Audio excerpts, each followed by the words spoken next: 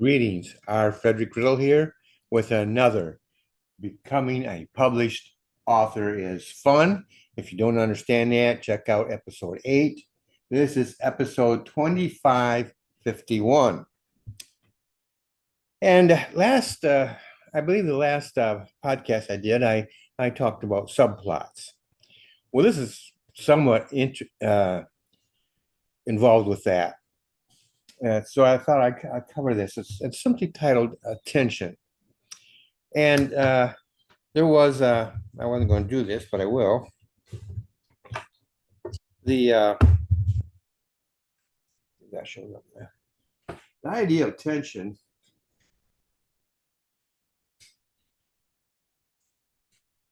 So here you have it. So you have this tension here.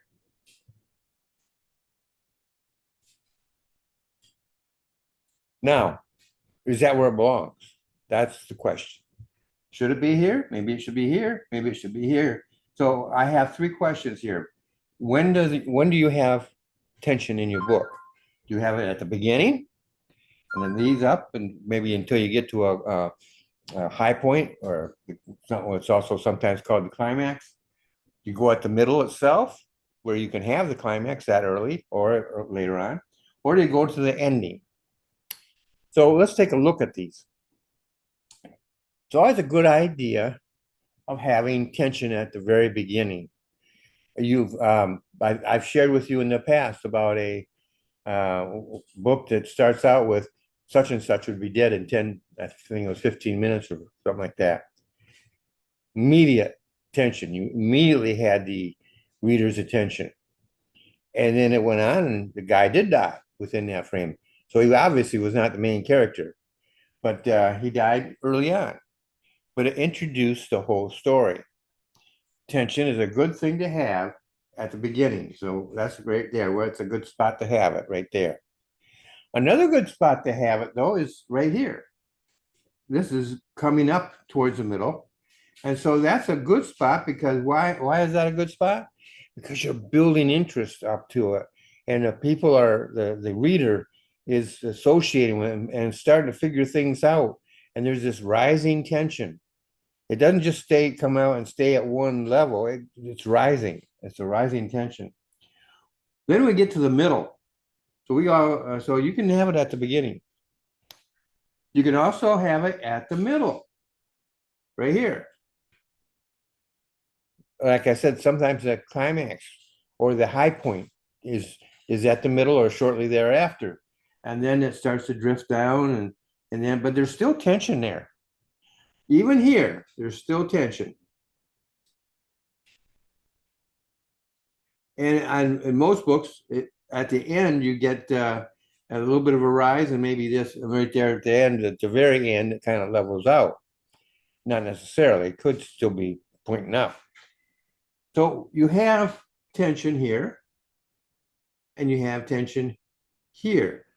The only place that you really might not have it at the absolute end, because now everything has come together and you've resolved you've come up with a solution, you've figured things out, things have come to a happy ending, whatever. Or if you have another book coming out that's going to pick this up, a sequel, or maybe it's a book and a multi-book series, then this could be going up again. So you could even have it there if you're going to introduce another, want people to come back and see what happens next. So basically, you have tension at every point in the story. It will vary. Mostly the biggest part here will be at the beginning because you're building it up.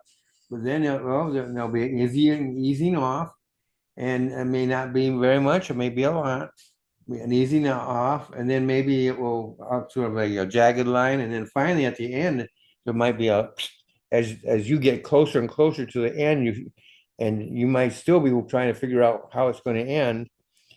And so there's tension there. And then at the very end, if you're going to introduce another book afterwards, a follow-up book, that would be a good place for tension.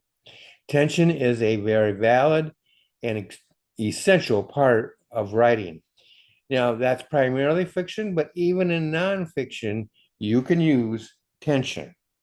And so that's something that you need to learn to do. Different methods and things of this nature is what I teach, is how to do that. And so that is something that you want to do. For those of you who are do-it-yourselfers, that's something to work on, getting your tension going. If you're like me, you can read it yourself and you can feel it as the reader. Put yourself in the reader's shoes.